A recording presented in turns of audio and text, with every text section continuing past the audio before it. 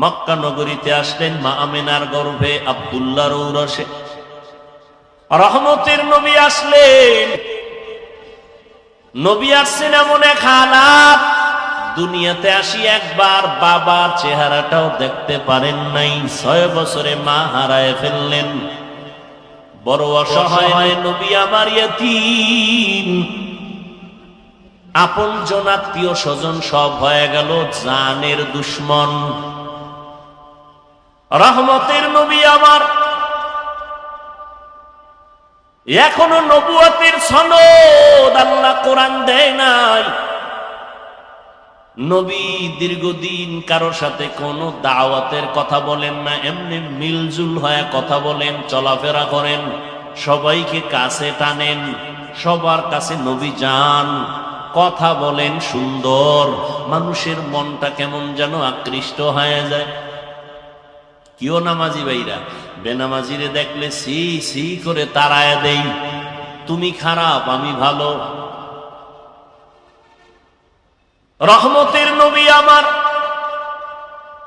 সবার সাথে চলে ফিরে, কাছে টানেন, বুকে লাগান। নবীর ব্যবহার ছিল মানুষকে কাছে আনার বড় বুঝি। দীর্ঘ 40 বছর পর্যন্ত নবী কালেমার দাওয়াত দেন না, রোজার কথা বলেন না, কোনো আওয়াজ নাই। রহমতের নবী আমার এই 40টা বছর মক্কার অদূরে হেরা পাহাড়ের গুহায় গিয়া আমার নবী আল্লাহর ধ্যানে সময় কাটাইতেন। 40 বছর চলে গেল, 6 মাস। এরপরে আল্লাহ কোরআন নাজিল শুরু করলেন। হেরা পাহাড়ের ভেতরে জিব্রাইল আমিন আসলেন, নবীকে চাপ দিলেন। ঘটনা আপনাদের সকলেরই জানা। রহমতের নবী কোরআন পাইয়া দাওয়াত শুরু করলেন। নবীর দাওয়াতের প্রথম কাজ আল্লাহর কোরআনের তেলাওয়াত। هو الذي بعث في الأميين رسولا منهم يتلو عليهم آياته ويزكيهم كانوا من قبل لفي ضلال مبين। আল্লাহ এক নবী বানাইলেন, নবীকে বলেন উম্মি নবী। উম্মি মানে মূর্খ, হ্যাঁ, উম্মি মানে আনপড়। ভিন্ন কারো থেকে নবী পড়েন নাই, সেই অর্থে নবী উম্মি। কেউ যদি তর্জমা করে নবী অক্ষর জ্ঞানহীন, তার মানি হলো মূর্খ। এই তর্জমা করাটা চূড়ান্ত বেয়াদবি। রহমতের নবী আমার দাওয়াত শুরু করেছেন। 40 বছর পরে কোরআন পাইয়া নবী আর ঘুমায় না। নবী দাঁড়ে দাঁড়ে দৌড়ায় আর দাওয়াত দেন। প্রথম নবীর মিশন হলো কোরআনের তেলাওয়াত। এটার মধ্যে এমন এক আকর্ষণ আল্লাহ দান করেছেন, একটা বিধর্মীয় যখন তেলাওয়াতের আওয়াজ শুনে তার অন্তরটা ঠান্ডা হয়ে যায়, চুপ করে তার নিরাপত্তা বজায় রেখে তেলাওয়াত শুনে না। জীবনে কোরআন দেখে নাই, পড়ে নাই, ধরে নাই,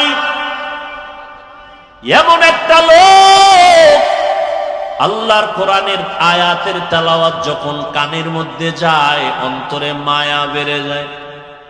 নবী কয়, ও মুমিন, একজনে তেলাওয়াত করছে, তুমি সুন্দর করে কান লাগায় শুনছো। তেলাওয়াত করনেওয়ালা যেই সওয়াব পাবে, শুননেওয়ালাও সেই সমান সওয়াব পাবে। আচ্ছা আমাকে বলেন তো, আমি তেলাওয়াত করতেছি, আর একজনের রাস্তার পাশে দাঁড়াইয়া এ কোরআন বুঝে না, চিনে না, কিন্তু শুনতেছে আর অন্তরে মজা নিতেছে। নবী বলেন ওই লোকটাও আমি তেলাওয়াতকারীর মতো সওয়াব পেয়ে যাব। এখন যারা বলতে চান যে অর্থ না জেনে পড়লে লাভ নাই, তাহলে ওই লোকটা কি সওয়াব থেকে বঞ্চিত? বলেন। আমি এমন আয়াত তেলাওয়াত করলাম, হাফেজ সাহেব করে, অর্থ জানে না, সওয়াব হবে না? তাহলে এই ফিতনা কেন? কি বিষয় কি? কাদিয়ানীরা ধরে ধরে মুসলমানকে উত্তরবঙ্গে যাও টাকার প্রলোভনে পালাইয়া কাদিয়ানী বানায়, সে নিয়ে তোমার কোনো মিশন নাই, কোনো কর্মসূচি নাই। কে ইল্লাল্লাহ জিকির করলো তা নিয়ে তোমার এত বিরোধিতা, বোঝা গেল তোমার অন্তর বড় ঝামেলায় যুক্ত হয়ে গেছে। খ্রিস্টান মিশনারিরা চট্টগ্রামের হিলটেক্স পাহাড়িয়া এলাকায় ধর্মান্তরিত করে বিভিন্ন প্রক্রিয়ায় টাকার প্রলোভন দেখাইয়া ওই বিষয়ে ও আল্লাহর বান্দা আপনার কোন পদক্ষেপ আছে কিনা ব্যক্ত করেন, কোন কর্মসূচি আছে কিনা ব্যক্ত করেন। এ নিয়ে যদি চিন্তা করতেন তাহলে ভিন্ন উলামায়ে কেরাম ওলিয়া উলিয়াদের বিরুদ্ধে জবান খুলতেন না।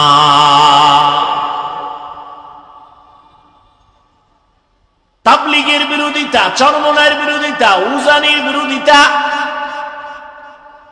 একটা ট্রেডিশন বানায় ফেলছে। এদের বিরোধিতা করতে পারলেই মনে করে সে খুব দামি হয়ে গেছে। আল্লাহ এর থেকে আমাদের সমস্ত উলামায়ে কেরামদেরকে হেফাজত করেন। ত্রুটির ঊর্ধ্বে তো কেউ না, কিন্তু তার মানে কি এই ত্রুটি নিয়ে রাস্তায় পোস্টারিং করা, চিল্লাচিল্লি করা? আল্লাহ হেদায়াত দান করেন। ইল্লাল্লাহ জিকির একটা সমস্যা ধরে নিলেন।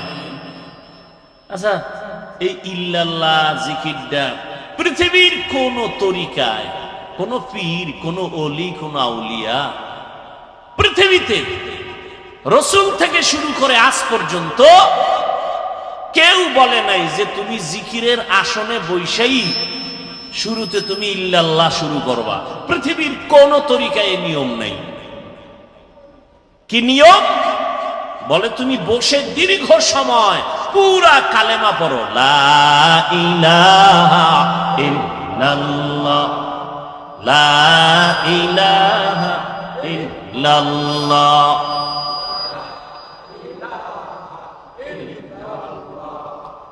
লা ইলাহা ইল্লাল্লাহ। আচ্ছা, এই কালেমা নিয়ে কোনো দ্বিমত আছে কারো? দীর্ঘ টাইম এই কালেমা পড়ার পরে অন্তরে যখন বসে গেল আমার আল্লাহ তাআলা ব্যতীত কোনো ইলাহ নাই, কোনো মাবুদ নাই, লা ইলাহা নাই, কোনো মাবুদ নাই, কোনো ইলাহ। আরে এরকম কি সমস্যা? কি এতক্ষণ হইল না? আমি কি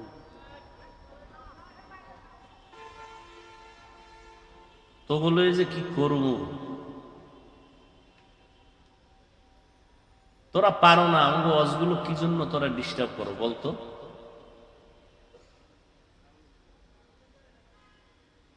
খেয়াল করেননি আপনারা? লা ইলাহা মানে কি? কোন ইলাহ, কোন মাবুদ, কোন রিজিক দাতা, কোন আইন দাতা, কোন বিধান দাতা ইল্লাল্লাহ, কেউ নাই। কে আছেন? তাহলে একমাত্র আল্লাহই আছেন, কোন ইলাহ নাই আল্লাহ ব্যতীত, তার মানে আল্লাহই আছেন। তাহলে আমি আল্লাহ আছেন, আল্লাহ আছেন, লা ইলাহা শব্দে বুঝায় না, ইল্লাল্লাহ শব্দটায় বুঝায় আল্লাহ আছেন। লা ইলাহা নফি, ইল্লাল্লাহ হলো ইসবাত। লা ইলাহা মানে কোনো ইলাহ নাই, ইল্লাল্লাহ মানে আল্লাহই আছেন। কে আছেন? এটা দীর্ঘ টাইম পুরা কালেমাটা পড়ার পরে অন্তরে ধ্যান করলাম, আল্লাহ ব্যতীত আর কোনো মাবুদ নাই, একমাত্র আল্লাহই আছেন। এটা অন্তরে বসানোর পরে দীর্ঘ টাইমের পরে এক পর্যায়ে বললাম শুধু ইল্লাল্লাহ, ইল্লাল্লাহ, ইল্লাল্লাহ, একমাত্র আল্লাহই আছেন, আল্লাহই আছেন, আল্লাহই আছেন, আর কেউ নাই। আর কেউ নাই কথাটা তো আগেই বলে ফেলেছি। এখন সংক্ষিপ্ত আকারে আমি আমাকে সাধনার রাস্তায় নিয়া, মজবুত অর্জন নিয়া আল্লাহর হাজির ও নাজিরটাকে অন্তরে ঢুকাইলাম। আল্লাহই আছেন, আল্লাহই আছেন, আল্লাহই আছেন। আমি যে এতদিন বলি আমি আছি, আমার বাড়ি, আমার টাকা, আমার ঘর, আমার না, একমাত্র সব কিছুর মূলে আমার আল্লাহ, আর কেউ না। তাহলে ইল্লাল্লাহ যদি কেউ সমস্যাটা ধরে, কথার কথা, তাহলে লা ইলাহা ইল্লাল্লাহ এটা তো সমস্যা নাই। তো এটা বলেন না কেন যে না ওনাদের মধ্যে একটা ভালো গুণ আছে? খালি দোষটাই বলবেন। আর এই যে জিকিরের তালিম, এটা চরমনাইওয়ালারা জন্ম দেয় নাই, উজানির কারি ইব্রাহিম জন্ম দেয় নাই, আবিষ্কার করে নাই। উজানির কারি ইব্রাহিম রহমতুল্লাহ আলাইহি রশিদ আহমদ গঙ্গুহি রহমতুল্লাহ আলাইহি থেকে সবক নিলেন। তিনিও মন থেকে নিজে আবিষ্কার করেন নাই। হাজী ইমদাদুল্লাহ মুহাজির মক্কি রহমতুল্লাহ আলাইহি থেকে সবক নিলেন। তাহলে গালিটা তুমি চরমনাইকে দাও কেন? উজানিকে দাও না? উজানিকে না দিয়া রশিদ আহমদ গাঙ্গুহিকে দাও সাহস থাকলে। রশিদ আহমদ গাঙ্গুহিকে একটু আগে আবরার সাহেব বলে গেলেন ফকিহুন নফস। ভাইরা আমার, আর এই সমস্ত বিরোধিতার কারণে ইসলামের কি উপকার হয়েছে বলো? হিংসা ছাড়া কিছুই বাড়ে নাই। সালাম ভাইজানেরা দেয় না, আমরা দিলেও সালাম নেয় না। এর নাম মুসলমান? হ্যাঁ, আল্লাহ হেদায়েত দান করুন।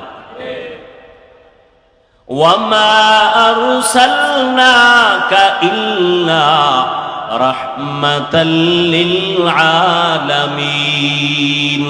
রহমতের নবী আসলেন, মক্কা নগরীর চূড়ান্ত মানুষগুলো রহমতের নবীর মাত্র 13 বছরের মেহনতে এতটা দামি হয়ে গেল। যেই মক্কার মানুষগুলো কন্যাদের অপছন্দ করে, নারীদেরকে অপছন্দ করত, নিজের বাবা হইয়া মেয়েটাকে পাথর চাপা দিয়ে মেরে ফেলতো, মেয়ে পছন্দ করে না। আমাদের সমাজে এখনো কিছু কুলাঙ্গার আছে, কন্যা পছন্দ করে না। কন্যা হইলে স্ত্রীর সাথে ঝগড়া লাগায়, কথা বলে না, রাগ করে। মাইয়া হলো কেন? আচ্ছা, ছেলে হোক মেয়ে হোক, এটা কি স্ত্রীর দোষ? যদি কেউ দোষ আঙ্গুল দেখায় তো স্বামীর দিকে দেখাইতে পারে, স্ত্রীর দিকে দেখাবে কেন? আল্লাহকে কোনো দিকে দেখায় লাভ? ছেলে মেয়ে দেওয়ার মালিককে। তোমরা যে স্লোগান দাও ছেলে হোক মেয়ে হোক দুটোর বেশি না, একটা হলে ভালো হয়, না হইলে আরো ভালো, এই স্লোগান দিয়া ট্যাবলেট খাইয়া কি পরিমাণ দেশে সন্তান কমছে। কথা কেন? সত্য কথাটা বলতে কষ্ট হয়। কি বাংলাদেশে ট্যাবলেট খাওয়ার পরে জনসংখ্যা কমছে? বলেন। এখন কিছু চালাকরা কইবে হুজুর এটা আপনারা বাড়াইছেন, আমরা তো মোটামুটি ট্যাবলেট খাইয়ে লাইনে আছি। আচ্ছা দেখেন তো এই প্যান্ডেলের ভিতরে হুজুর বেশি না ভিন্ন লাইনের মানুষ বেশি? বলেন। হুজুরেরা বাড়াইলো কই? বিষয় কি? বান্দা চাইলে কিছুই হয় না, আল্লাহ চাইলে সব হয়। নমরুদ্দে পাল্লা দিছে, ইব্রাহিমকে আসতে দিবে না, ফিরাইতে পারছে? আল্লাহর সাথে পাল্লা দিয়ে কেউ আগাতে?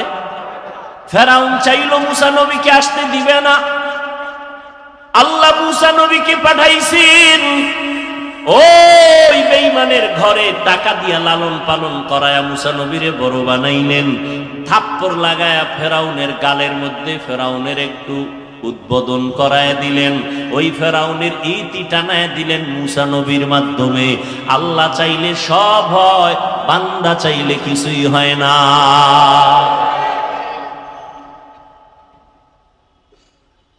আল্লাহর নবী আসলেন মাত্র 13 বছর, নারীদের সম্মান সর্বোচ্চ দিয়া দিলেন, কন্যাদের হত্যা বন্ধ করায় দিলেন। রহমতের নবী আমার মাত্র 13 বছরের মেহনতে মানুষগুলোকে এত দামি বানায় দিলেন। আল্লাহ জিব্রাইলকে লিস্টি নিয়ে পাঠায় দিয়া বলেন, যাও আমার নবীর কাছে লিস্টি দিয়া দাও, এই লিস্টিতে যাদের নাম আছে নবী যেন ঘোষণা দিয়ে দেয় এই লিস্টির সবাই বিনা হিসাবে জান্নাতি। জাহান্নামের পথের মানুষগুলো জান্নাতি হয়ে গেল, ডাইরেক্ট জান্নাতের টিকেট দুনিয়ায় পেয়ে গেল। আচ্ছা, নবী মাত্র কয় বছর বলেন? 13 বছরে মক্কার চূড়ান্ত খারাপ এদেরকে জান্নাতি বানায় দিলেন বেতের বাড়ি দিয়া। কেমন মায়ার নবী আমার! শুধু 13 বছর কেন, নবীজির পুরা হায়াত 63 বছরে কোনদিন নবী একটা কাউকে গালি দেন নাই। আপনি চিন্তা করতে পারেন, হাজার হাজার গালি নবীর সামনে দাঁড়ায় ইহুদিরা দিতেছে, আমার নবী গালি দিবেন দূরের কথা, হায়াতে কোনোদিন একটা গালির জবাবও দেন নাই। আরো আশ্চর্য কথা, কেমন মায়ার নবী আমার, কোনদিন আমার নবী চোখ মোবারক গরম করে কারো দিকে রাগে তাকান নাই। রহমতের নবীর মায়ার আদর্শ দেখা বেঈমান কালেমা পড়েছে, নবীর ব্যবহার দেখে দুশমনাইয়া বন্ধু হয়ে গেছে। ইমামুল আউয়ালিনাল আখিরিন বাহরে সাদকা রাহমাতাল লিল আলামিন সাইয়্যিদুল কাউনাইন খাতমুল মুরসালিন আখির আমদ বুদে ফখরুল আউয়ালিন। এরে নবীর আশিক উম্মতের দল, কেমন একজন নবী পেয়েছো, ওই নবীরে চিনো নাই রে যুবক। ১৫০০ বছর পরে নবী নাই। ওই যে একটু আগে বলছিলাম শুরুতে, ঈসা নবী চলে গেছেন, আমগো নবী আসছেন, মাঝখানে কোনো মুরব্বী নাই, মন মতো চলিয়া ধ্বংসের পথে গেল। কিন্তু রহমতের নবী, শ্রেষ্ঠ নবী, যার কোনো তুলনা নাই, সেই নবী চলে গেলেন, আজ ১৫০০ বছর হয়ে গেল।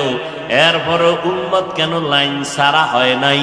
এখনো বাংলাদেশের ভেতরে উম্মত আল্লাহর নবীর সুন্নতের জন্য জীবন দিতে তৈয়ার। ফিলিস্তিনে মানুষ রক্ত দিয়ে দিতেছে। এরে ব্রিটিশদের আক্রমণ, ইহুদিদের আক্রমণ, ওই স্পেনের ভেতরে এত পরিপূর্ণ আক্রমণ করেছিল, মুসলমানের ৮০০ বছরের শাসনকে ধ্বংস করে দিল। এরপরও ইসলামকে বিদায় করতে কেন পারে না? এর একমাত্র কারণ, ধারাবাহিকভাবে এই জাতি মুরব্বী মানে, ইমাম মানে, এই কারণে চূড়ান্ত ধ্বংস হয় না।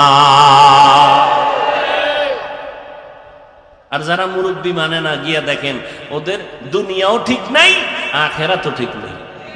ভালো করে তদন্ত করে ভাইরা আমার।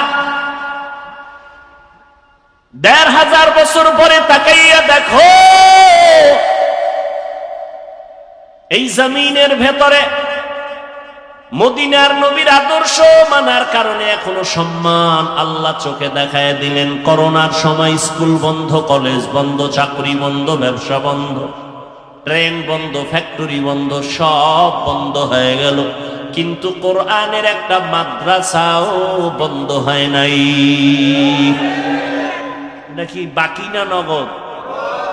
জিন্দেগি মে বন্দগি তু করনা হে, জিন্দেগি মে বন্দগি তু করনা হে, জিন্দগি বে বন্দগি শর্মিন্দা হে, জিন্দগি বে বন্দগি শর্মিন্দা হে। दुनिया में हो दुनिया का तलबगार न हो, बाजार से गुजर हो खरीदार न हो।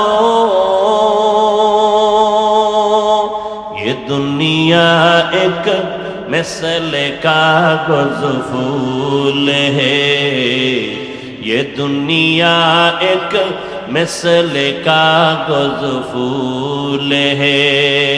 जिंदगी में बंदगी तू करना है,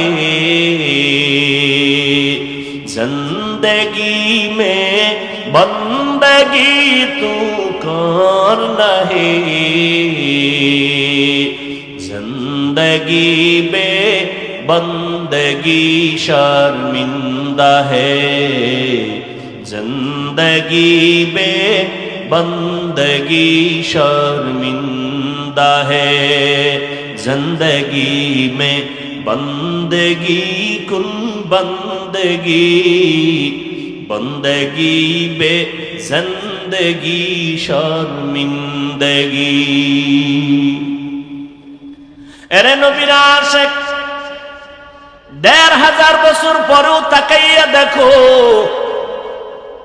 এই জমিনে নবীর আদর্শ রেখে গেলেন। আমার নবী চ্যালেঞ্জ দিয়ে গেলেন, কালান নবিয়্যু সাল্লাল্লাহু আলাইহি ওয়া আলিহি ওয়াসাল্লাম, তারাকতু ফীকুম আমরাইন লান তাদিল্লু মা তামাসসাকতুম বিহিমা কিতাবাল্লাহি ওয়া সুন্নাত রাসূলি।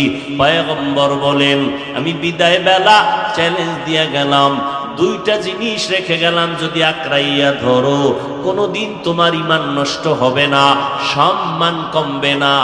এক নাম্বার হলো আল্লাহর দেওয়া কোরআন, দ্বিতীয় হলো আমি নবীর রেখে যাওয়া সুন্নাত। এখানে প্রশ্ন হতে পারে, নবী হাদিস বলেন নাই কেন? কোরআন হাদিস না বলে কোরআন আর সুন্নাহ কেন বললেন? সুন্নতের পর্দার ভেতরে আছে মুরব্বি মানা লাগবে, সুন্নতের পর্দার আড়ালে আছে মুরব্বি। কারণ টুপি পরা সুন্নত, টুপি পরা কি? পাগড়ি পরবেন সুন্নত, কিন্তু কেমনে পরবেন, সিস্টেম কি? এটা মুখস্থ করে পারা যাবে না, দেখতে হবে। কেমনে দেখবা? উলামায়ে আহলে হকের দেখো, তারা যেমনে টুপি পরে এমনে পরে, এটাই মদিনাওয়ালার সুন্নত। বলে কেমনে বুঝলাম? তিনি মন গড়া টুপি পরেন নাই, তিনি তার মুরব্বি যারা উলামায়ে আহলে হক তাদের অনুসরণ করেছেন, তারা তাবেঈনদের অনুসরণ করেছেন, তারা তাবেঈনদের অনুসরণ করেছেন। এভাবে যাইতে যাইতে সাহাবায়ে কেরামের অনুসরণ, আবার সাহাবায়ে কেরাম আমার রসুলের অনুসরণ করেছেন। এজন্য নবীও বলে গেছেন, উলামায়ে আহলে হকের তোমরা ফেলে ফেলে দিও না, কারণ এরা আমি মুহাম্মদ সহ সমস্ত নবীদের কলিজার বন্ধু, টাকা পয়সার বন্ধু না, এরা হলো ইলমে নববীর বন্ধু। উলামায়ে আহলে হকের অনুসরণ করো।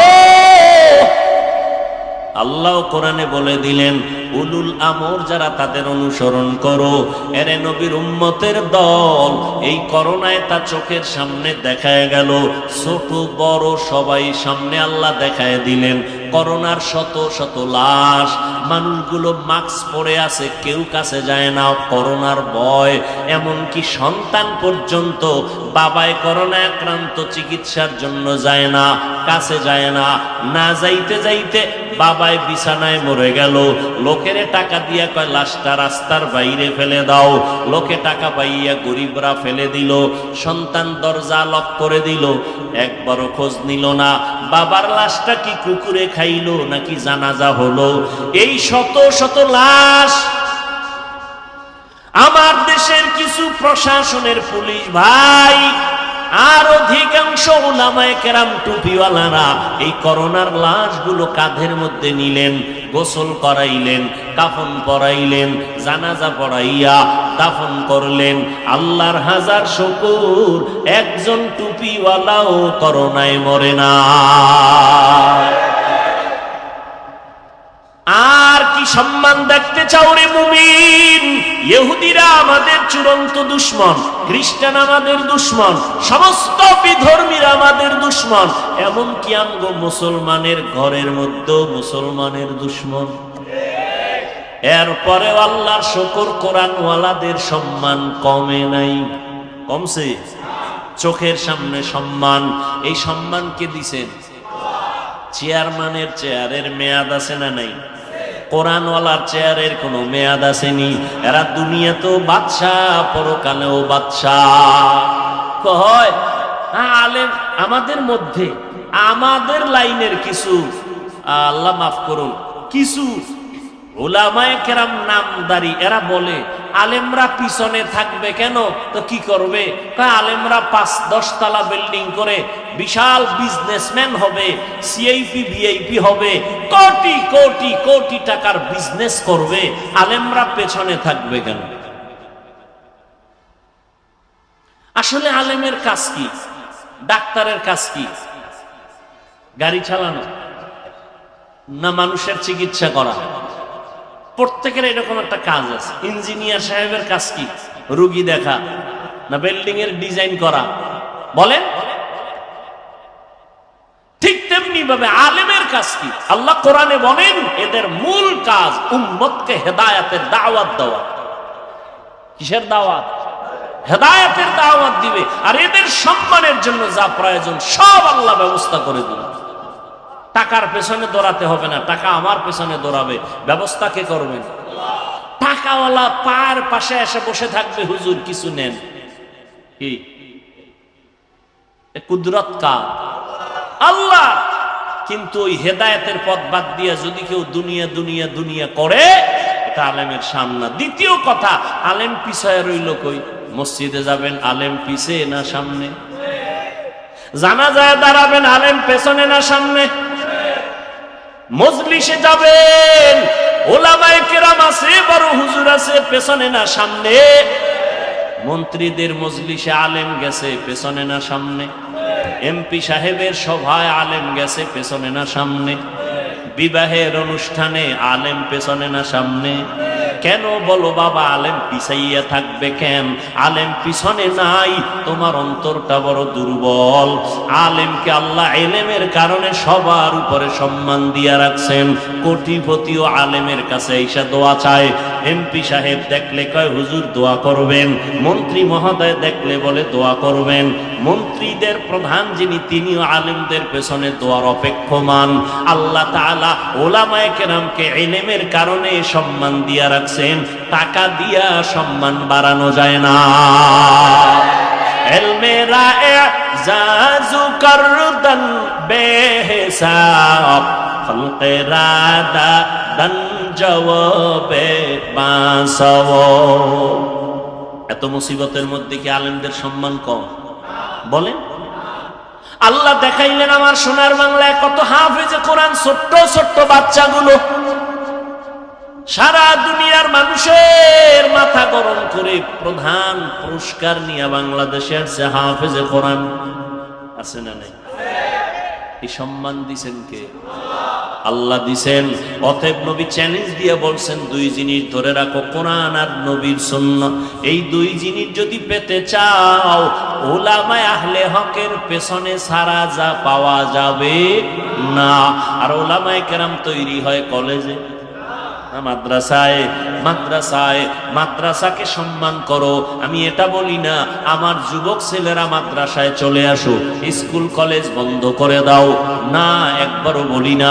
স্কুলে পড়ো আলহামদুলিল্লাহ, কলেজে পড়ো আলহামদুলিল্লাহ, ডাক্তার হও আলহামদুলিল্লাহ, ইঞ্জিনিয়ার হও আলহামদুলিল্লাহ, প্রফেসর হও আলহামদুলিল্লাহ। তবে খবরদার আমার দাবি বেয়াদব হইও না। তোমার ব্যবহারে যেন মা বাবা কষ্ট না পায়, তোমার আচরণে যেন উলামায়ে কেরাম কষ্ট না পায়, তোমার ব্যবহারে যেন মুরব্বীরা কষ্ট না পায়।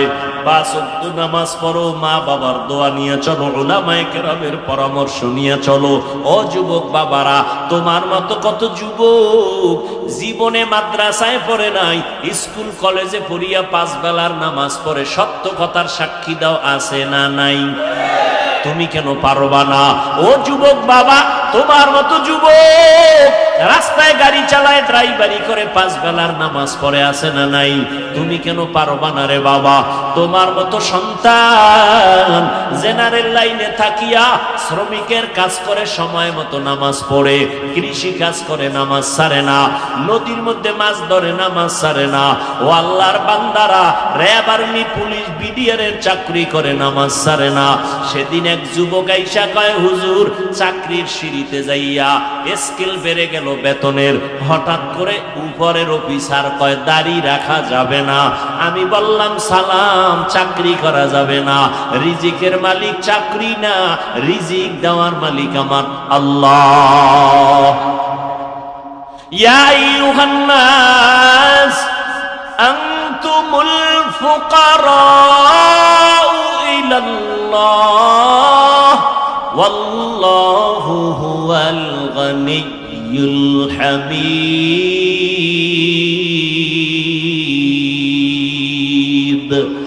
गर तवक्कुल मी कुनी हर सुबह शाम, मी रसानत रिज़्क़ तू अज़ला मक़ाम, जुज़्बा हक़ चीज़े मख़ाज़ इंसुजा ফজলে মাস্তে দর জুমলা জাহা। আল্লাহ বলেন, ও মানুষ তোমরা সবাই ফকির, আমি আল্লাহ প্রশংসিত ধনী। আল্লাহ পাক প্রশংসিত ধনী, রিজিকের মালিক আমার আল্লাহ। ও যুবক, চেয়ারম্যান, মেম্বার, এমপি, মন্ত্রী 5 ওয়াক্ত নামাজ পড়ে নাই? দোকানদারি করে, কোটি টাকার ব্যবসা করে, হারাম খায় না, নামাজ ছাড়ে না, অভাব নাই। তোমার মনটাকে একটু প্রশ্ন করো, তুমি কেন পারো না রে বাবা? তোমার মতো যুবক 5 বেলার নামাজ পড়ে, কলেজে দৌড়ায়, স্কুলে দৌড়ায়, তুমি কেন পারো না? ঢাকা কলেজের বারান্দায় গিয়া দাঁড়াও, সলিমুল্লাহ হলের কিনারায় দাঁড়াও, জাহাঙ্গীরনগরের কিনারায় দাঁড়ায় দেখবা পাগড়িওয়ালা সন্তান হাঁটে, মনে হয় যেন বাইতুল মুকাররমের একজন খতিব। কয় না, আমি জীবনে খতিবগিরি করি নাই। কই পড়ো? বলে ঢাকা কলেজে। এমন সুরাত কেন পাগড়ি লাগানো? বলে আমার মাওলার কোরআনওয়ালা উলামায়ে কেরামের নেক দোয়া। ওলামায়ে আহলে হকের সোহবাত।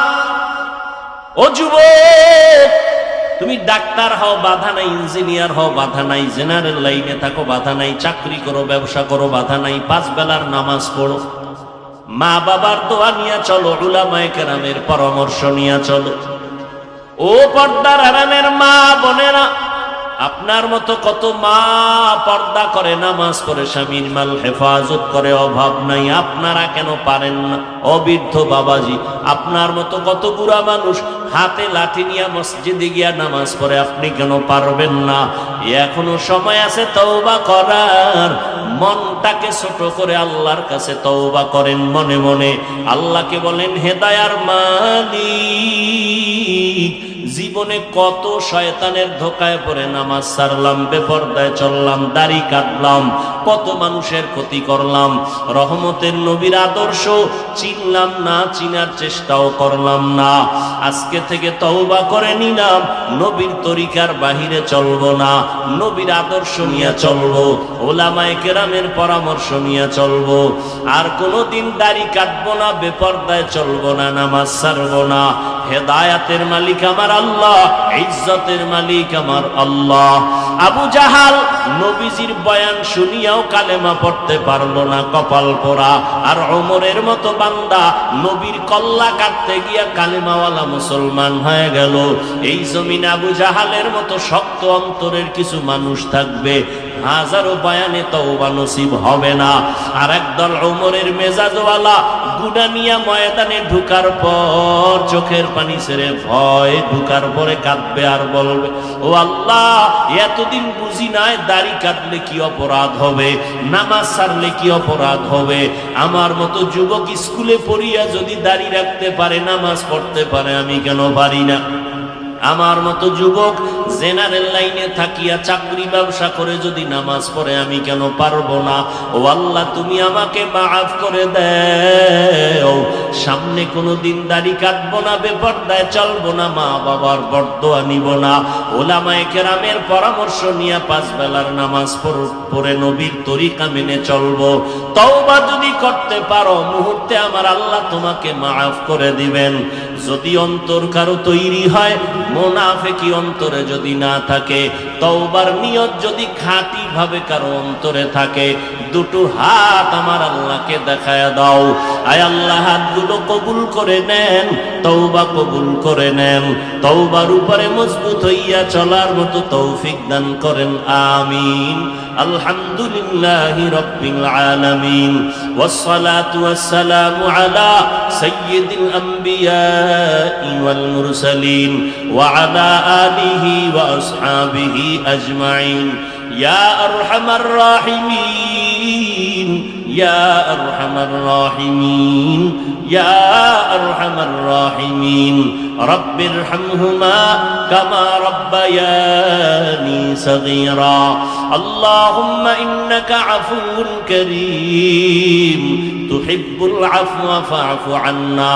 اللهم إنا نسألك رضاك والجنة ونعوذ بك من سخطك والنار اللهم إنا نعوذ بك من البرص والجنون والجذام وسيء الأسقام ربنا ظلمنا أنفسنا وإن لم تغفر لنا وترحمنا لنكونن من الخاسرين ربنا آتنا في الدنيا حسنة وفي الآخرة حسنة وقنا عذاب النار ربنا وآتنا ما وعدتنا على رسلك ولا تخزنا يوم القيامة إنك لا تخلف الميعاد দয়ার মালিক গুনাহের বোঝা নিয়ে আপনার দরওয়াজায় হাজির ওলামায়ে কেরাম মুরব্বী হাজী সাহেব ব্যবসায়ী চাকরিজীবী ছাত্র ভাই যুবক ভাই পর্দার আড়ালের মা বোনেরা আয় আল্লাহ আমরা গুনাহগার জাহান্নামের আসামি তওবার নিয়তে হাত তুলেছি আর নামাজ ছাড়বো না বেপরদায় চলবো না দাড়ি কাটবো না শয়তানের ধোকায় পড়ে গুনাহ করে করে জীবনটাকে নাপাক করেছি ও আল্লাহ জাহান্নামের ভয় এই গুনাহ নিয়ে কবরে যেতে চাই না রে আল্লাহ ওই কবরে গুনাহগারের দুই পার্শ্বে মাটির চাপ জাহান্নামের আগুনের গরম সহ্য করতে পারবো না রে আল্লাহ তওবার নিয়তে হাত তুলেছি মেহেরবানি করে আমাদের গুনাহগুলো মাফ করে দেন তওবা কবুল করে নেন মৃত্যু পর্যন্ত তওবার উপরে মজবুত হয়ে চলার তৌফিক দান করেন মাহফিল কবুল করে নেন আয়োজনকারী সহযোগিতাকারীদের কবুল করে নেন আয় আল্লাহ আগামীকালের মাহফিল কামিয়াবির সাথে কবুল করে নেন এলাকায় শান্তি দান করেন ব্যবসা চাকরি যারা করে কামাই রুজিতে বরকত দান করেন ঘরে ঘরে সুন্নতের বাতি জ্বালায় দেন প্রত্যেকটা যুবকের দিনের খাদেম বানায় দেন মোবাইলের গুনাহের থেকে হেফাজত করেন আল্লাহ সারা দুনিয়াবাসীকে মাফ করে দেন ফিলিস্তিনের জমিনে কান্নার আওয়াজ আয় আল্লাহ রহমতের চাদর বিছায়া দেন আল্লাহ ইসরায়েলের জালেমদের জুলুম থেকে হেফাজত করেন আল্লাহ বিদেশের ঘরে যারা ব্যবসা করে চাকরি করে প্রবাসের সবাইকে কবুল করেন হেফাজত করেন বাংলাদেশ শান্তির দেশ বানায় দেন দেশের জন্য দিনের জন্য যারা জীবন দিল তাদের কবুল করে মাফ করে দেন